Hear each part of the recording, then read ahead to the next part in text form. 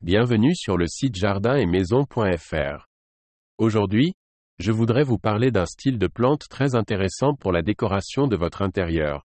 Les plantes d'intérieur retombantes. Ces plantes vont permettre d'une part d'apporter un peu de verdure à votre intérieur et d'autre part de la verticalité à votre espace comme peuvent le faire des plantes grimpantes à l'extérieur. Utilisées en suspension, ces plantes vont vous hypnotiser avec leur légèreté. Attention par contre à ne pas les mettre trop en hauteur vos plantes tombantes pour ne pas rendre leur arrosage trop fastidieux.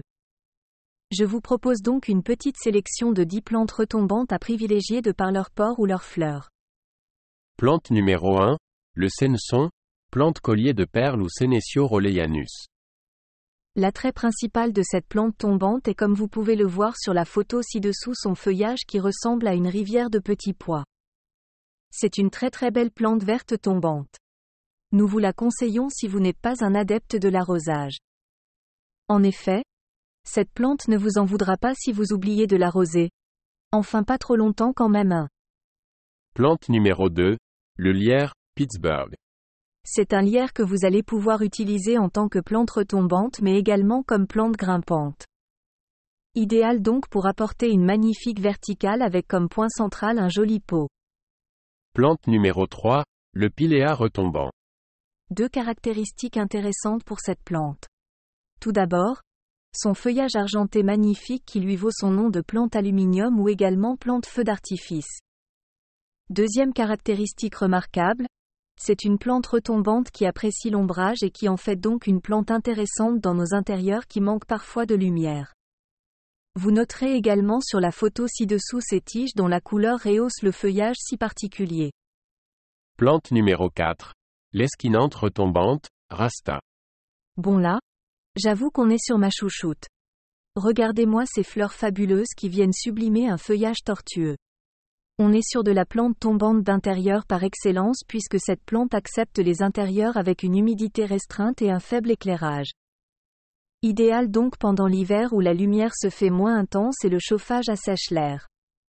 À noter que cette plante fleurira votre maison pendant l'été et une partie de l'automne. Plante numéro 5, la codonante crassifolia. Quand on pense à la codonante, on pense à légèreté et volubilité. Cette plante verte tombante tropicale est originaire du Brésil où elle pousse naturellement dans les arbres. Elle vous offrira de jolies fleurs blanches ou rosées tubulaires à cœur rose, violet très parfumé. Cette plante préférera une exposition sans soleil direct et plutôt ombragée.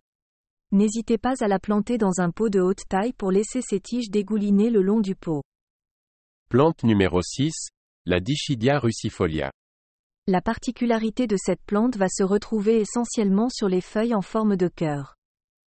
Il faudra qu'elle se plaise beaucoup dans son environnement pour qu'elle daigne vous montrer ses petites fleurs blanches. Préférez pour cette plante une pièce bien chauffée. Plante numéro 7, la plante retombante, Isabelle. Alors, pour celle-ci, on voit tout de suite l'intérêt de son feuillage dense et d'un vert éclatant. Cette touffe verte apportera beaucoup de lumière et de couleur dans votre intérieur. Plante numéro 8, l'esquinante retombante, Jaffrolpi. Encore une esquinante mais cette fois-ci c'est la variété Jaffrolpi. On aime pour cette variété son magnifique feuillage et ses petites fleurs rose saumon. Sa culture est plutôt facile et vous ne serez donc pas déçus si vous optez pour cette belle retombante. Plante numéro 9, la Tillandsia usneoide. Cette fille de l'air, autre nom de la plante, va vous ravir par son feuillage exceptionnel.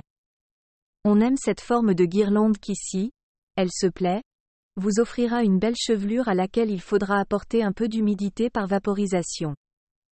Plante numéro 10, l'esquinante retombante, twistée. La troisième et dernière aéchinante de la sélection. Elle ressemble un peu à la Rasta, de par ses fleurs rouges et ses feuilles ondulées.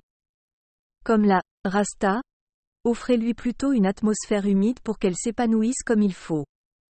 J'espère que cet article vous aura plu. À très bientôt sur jardin-et-maison.fr.